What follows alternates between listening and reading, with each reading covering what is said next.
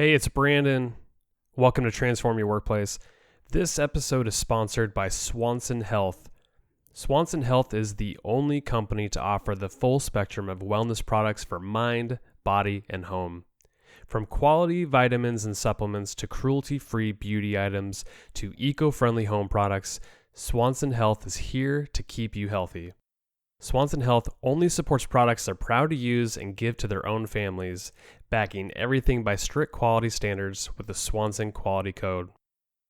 Swanson Health carries over 20,000 wellness products at a great value. And in fact, I got a chance to use several of the products from ones that I've already used, like Burt's Bees hand cream, to new ones like the probiotics by Swanson Health.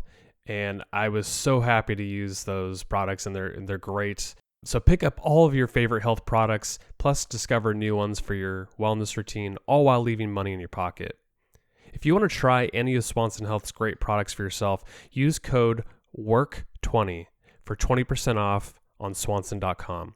That's code WORK20 for 20% off on swanson.com. Now on to the show. Hey, it's Brandon, and welcome to Transform Your Workplace. Thank you so much for the download and for joining us. Today, such a fun discussion. I was really happy to be able to release this episode. I had a conversation with Emily Elrod. She is the founder and president of Workzbe. And really, in this episode, we're talking all about creating cultures that empower people, how to create a safe space for accountability and connection and trust and wellness too.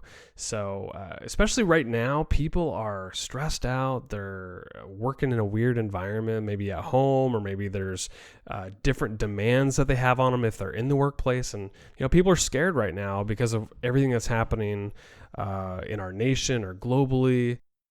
So this is a really important conversation. We're just bringing it to the table, and I think you're really going to enjoy what Emily has to say about creating a culture that's engaged, healthy, and happy.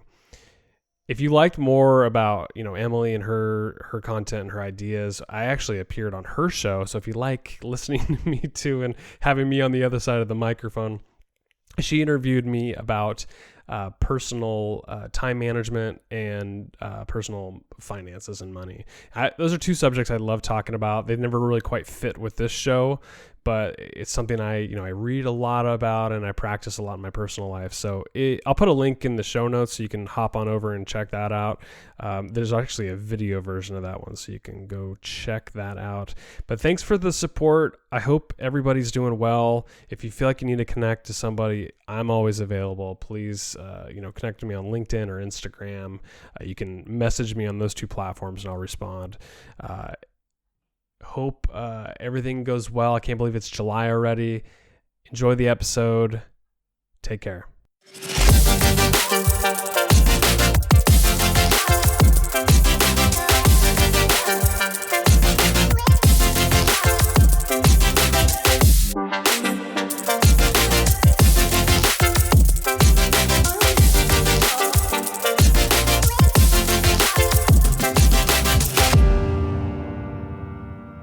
Emily, it's good to see you.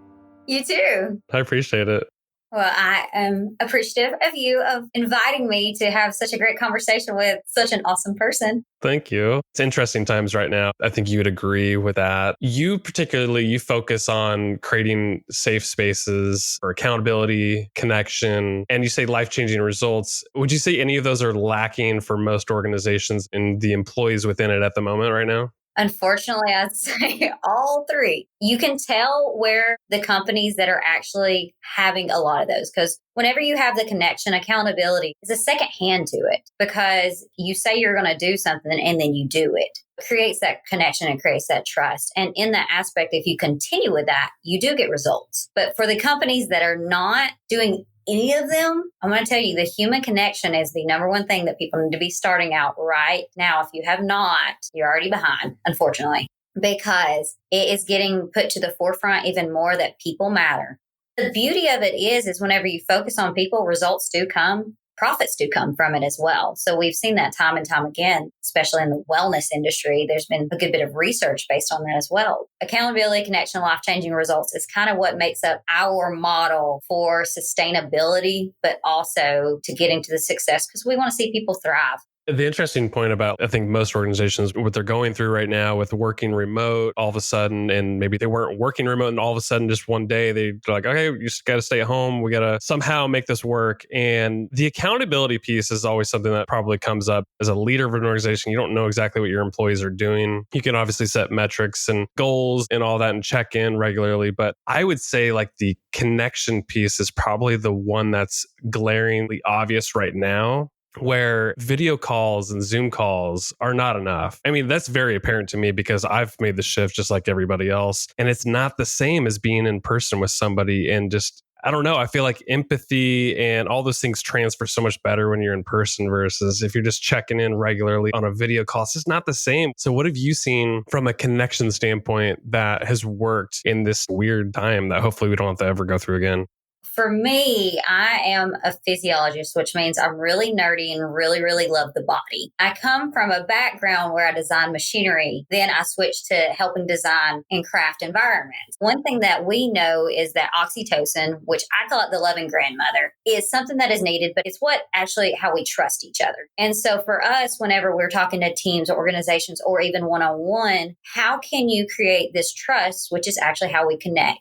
I think of it, the reason why I call it the loving grandmother is because people are typically connected to their grandmother. Their face lights up because it's like, this is this person I just love so much. And so that's the point, is finding the connection through trust. If people have not found what is called the oxytocin releases, simple things, handwritten notes, oxytocin is secreted by touch, but it's also secreted by basically bonding. So when you say touch, like a hug or something like that? High five, because we are in the corporate world or in the HR, so hugs may not be.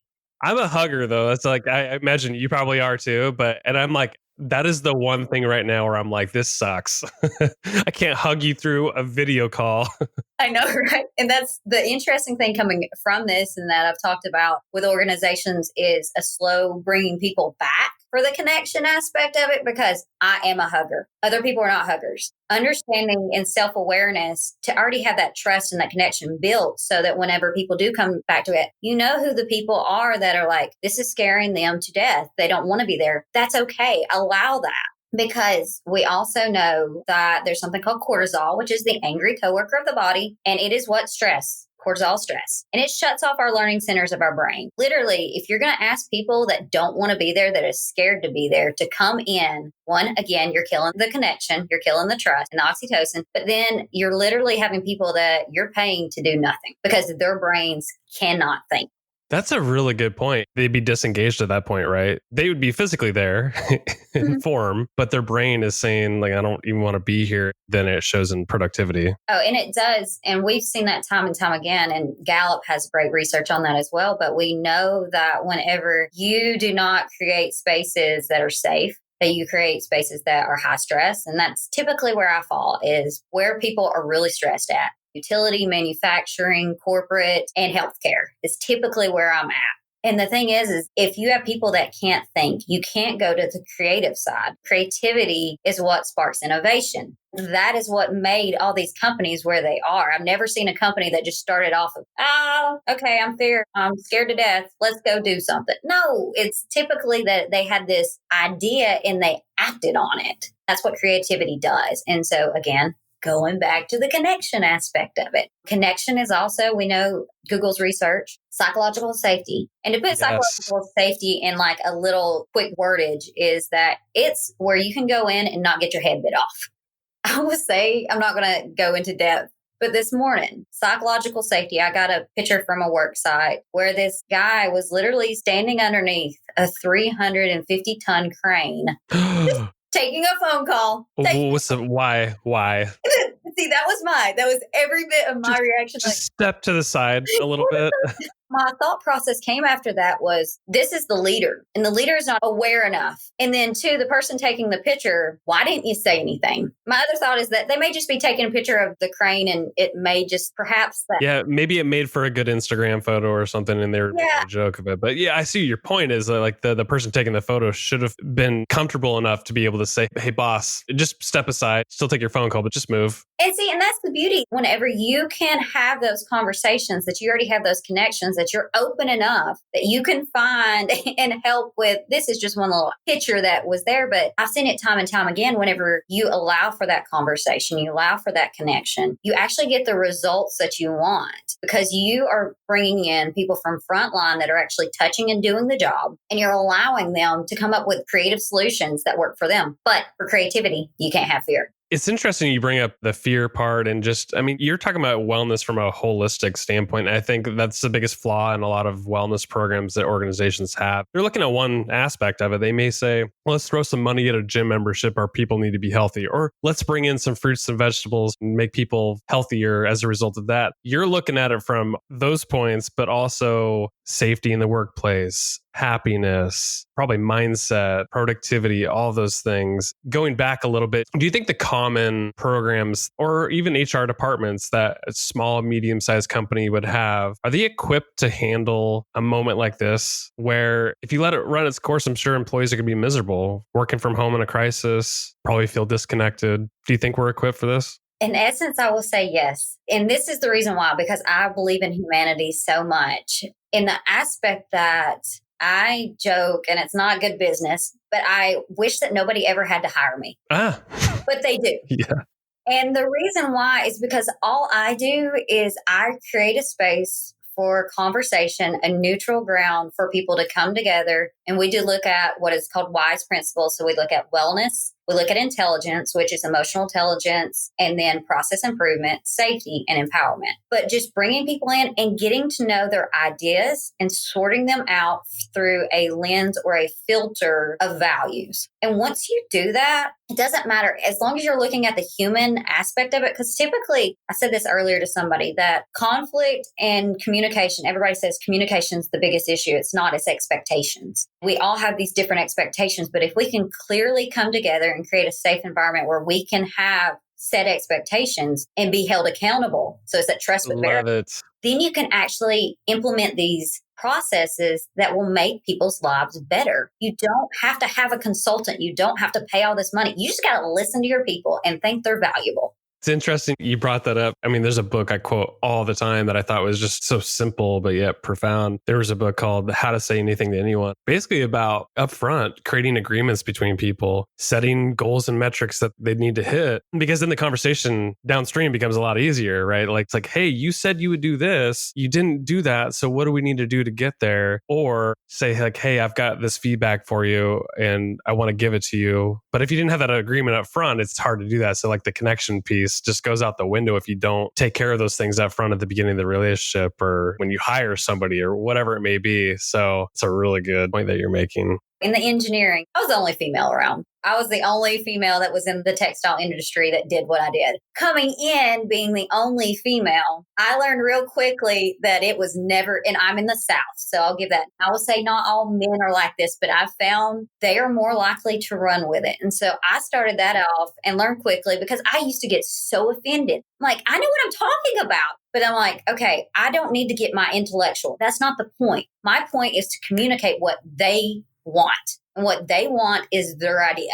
So whenever you create in spaces, and that's again, coming from the communication aspect, what do your people want? Instead of throwing things at them that they're never going to use, and then also asking them the question twice. It's really cool. I do a lot of feedback surveys. And we'll ask one question and it's always the same. People want like a gym membership. They want to make sure they can eat healthier. But then you ask them again in a different verbiage. And it's basically people want to be less stressed, connected more, and be more supported. And that's what people want. Every workplace is different. Everybody is unique. What I do for one company is never the same for another. We have a general work that we do, a guideline, I guess you would say. Yeah, a framework. Yeah.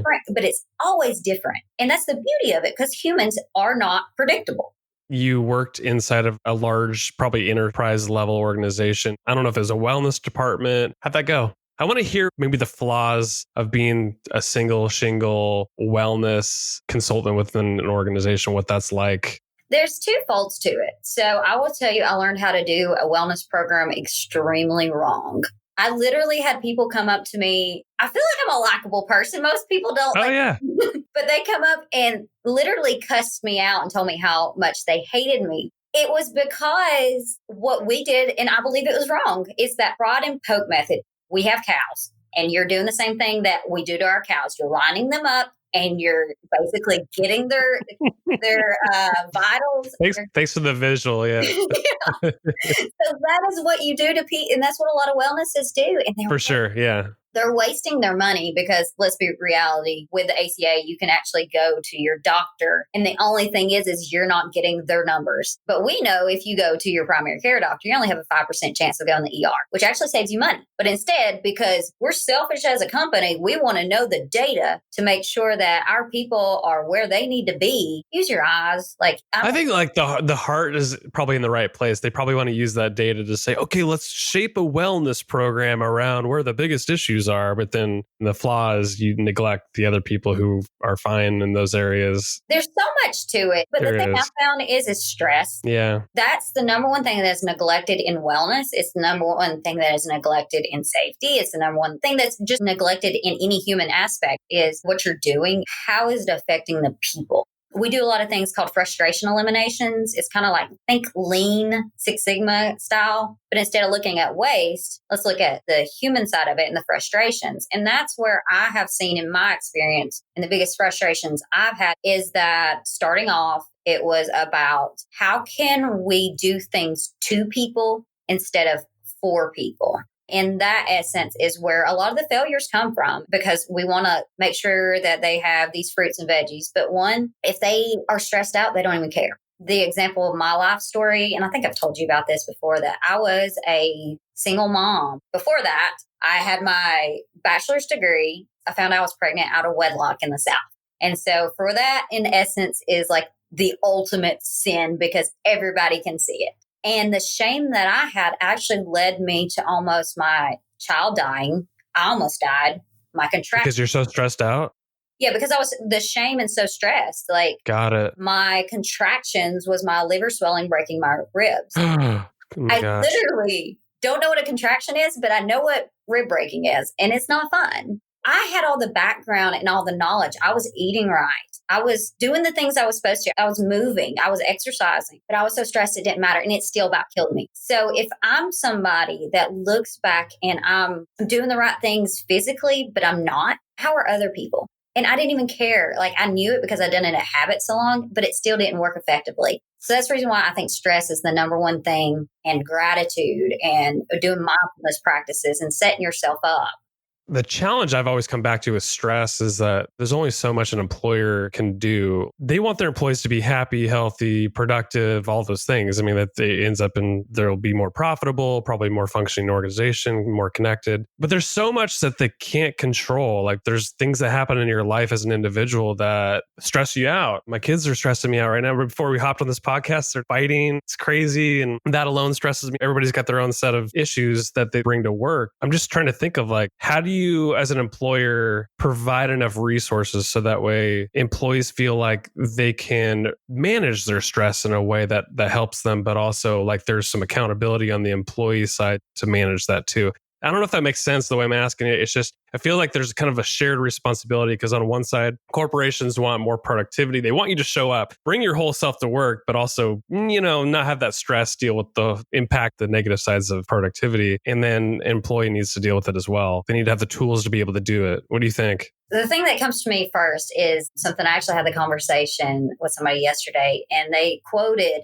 that you're only as good as your saddest child. I was like, wow, that really hits, especially as a mother, because I was talking about whenever my family life is really in turmoil, how it can impact my work life, and knowing for me that it's very important to be very foundational, very structured on. That's me as a person, not me as if I was somebody that is an employee. That's my personal aspect of it. So I think it's a twofold of it. Is one, information is not always power. I say information can lead to inspiration that can lead to transformation. There's a twofold that just comes with that. Stress is something that we need to be able to have conversations about. You can give all the tools and resources, but if people aren't going to do anything with them, so you're wasting your money and then you're kind of like just wrapping yourself. So I'm big on crafting environments that allow for the best success. So I love that. What's an ideal environment? it's the 4 biochemicals that we talk about that actually kind of came up with the wise principles around. So safety, psychological safety, it's called the safety cop. So that you can listen to your gut, because actually it's serotonin. It's actually 90% of it's in your gut. So whenever you have a gut reaction, like seeing somebody stand underneath a 350 ton, right? That's a no-no. You're like, oh, I need to say something about it. So where psychological safety is there, where recognition is a part of it, but what we say, recognition is dopamine. And so dopamine is what you get in this Hollywood love. It's just kind of like this little hit that you get just to say, oh, but true love is actually oxytocin. It's that part of that trust. So you have to have the safety, you got to have the reward, you got to have the trust, and then you got to do something with your angry coworkers. You got to address them. That is the stress. That's the cortisol. Finding ways that environments where people, in essence, can be less stressed. They can be supported more. And if resources are there, find them and give them to them. We know EAPs are only used at 5%. Don't put a lot of in EAP. We know gyms, 20% is how a lot of people have, like they'll put gyms in businesses. Only 20% of the people actually use it. I was reading a book last night on, I cannot remember the title of it, something about habits. And it was saying that if you have a gym membership, if it's 3.7 miles away from your home or more, you go maybe once a month versus if it's closer to you, so under 3 miles, you're likely to go at least 5 times in a month. Having one inside of an organization would probably help quite a bit. But the thing is they got to have the policies. One sad but cool thing I've seen where companies will go to unlimited pay time off. I'm not a fan of that. Here's the thing. People don't use it because people don't use it. Yeah, because now it's like, oh, you went 3, 4, 5 weeks. Whoa. And so now it's not creating these spaces where, and in that people are like promoted to actually, hey, take care of yourself. One, do the people around you know that you are even in this turmoil? We say to be hot, which is humble, open, and transparent. Do you have the ability to be hot in your spaces that you can have these conversations and ask these curious questions? Bob Chapman's a great one. You've seen his success. He has a book called Everybody Matters. The focus of it is that literally everyone matters. Everybody is a person, and it's that people focus. So if you can do that, you can focus on your people, creating an environment that their bodies are crafted to be and thrive in, then you'll have that space. You'll have that success.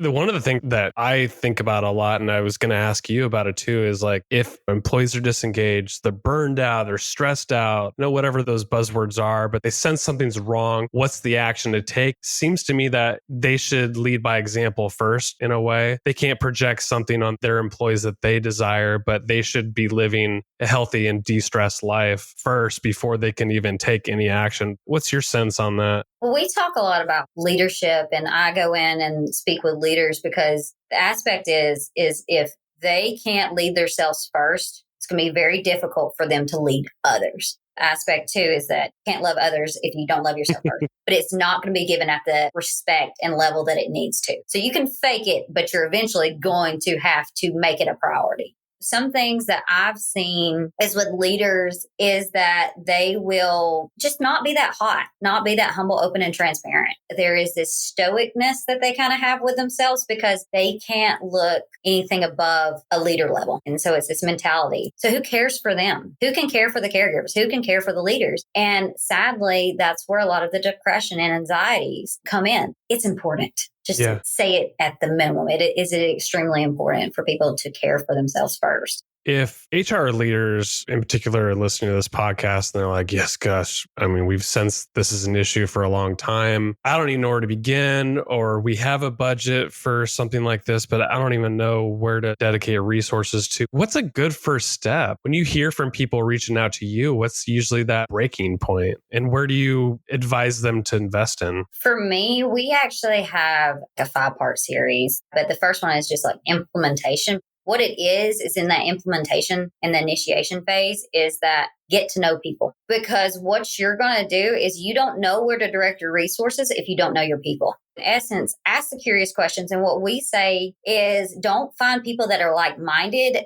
And this is where I see too many times where it's a failure is we see people that are like-minded and we go to them instead of like-hearted, because we want people that are like-hearted that will tell us, no, that's dumb. You don't need to do that. It's not going to work because you haven't talked to your people. If you get an email from me, it always says the kiss of death is to be the genius with 10,000 helpers. Instead, be the genius with 10,000 geniuses. See that everybody has value and start out by asking and getting your group of geniuses that you know that have influence. They may not have a title, but they have influence, and ask them. Start small. And then from there, you guys can typically figure it out. One cool thing that I also know is behavioral science. I can get nerdy on it. I'm not. Oh, same here. Yeah. This one thing is that you got to understand that all teams are typically made up of 4 types of people. There's people that see problems. There's people that talk about problems. There's people that think about problems. And there's people that do things about problems. You got to make sure that you have a team that has all 4 people. Because if you don't, you won't be able to execute the way that you would like. And it also helps whenever you have thinkers think about it, but they don't know how to communicate it well. I see that a lot with engineers that I work with. And then it's making sure that what you communicate is the clear expectations of everybody. Taking that part of that genius that is that talker and using their abilities and their strengths to make sure that we have a full encompassing team that can get stuff done. Because that's what we want. We don't hire people just for sustainability. It just doesn't happen. I remember one in a previous work, they paid unintelligent money, in my opinion, to this group to come in and do an HR audit. They came in and they listened to everybody. They got everybody's opinion. They had a to-do list with it, with what we were going to do. But the leader of it all was not a doer. He was a thinker. And because he was a thinker, nothing got done. So this is the worst thing that you can do. Get feedback from your people. They're open and honest with you and do nothing about it. It's like a slap in the face, too. It is. It is. It's like they don't listen to me. They don't care. So why am I going to spend my time again telling you what you should have heard in the first place? Yeah, it's a good point. Well, Emily, thank you for coming on the podcast. Tell people a little bit about your organization, what you're doing, and point people to wherever you want to point them to. I think they get a lot of value from that. Thank you so much. For me, I help with companies that are stressed out right now, or if you need help in addition to bringing your group back together in a effective way. Again, like I said earlier, I would love for you to hire me, but I think you can do this on your own. But if you can, I can be a neutral source. But we help companies find wise work so that they can work wise. And the company is called Workzbe. It's WORKZBE. And the reason we name that is because a lot of companies have human workers. Instead, we want them to be human beings, because human beings are the only creatures on this planet that can be creative and thrive and use their full brains to create futures. But in that space of being a human being, most people want to work. It's called purpose. That's what we do. We help companies find ways and craft environments so that their people can show up, collaborate, contribute, and get things done. Emily, it's been a pleasure having you on. Thank you so much. It's been a blessing. Thank you so much.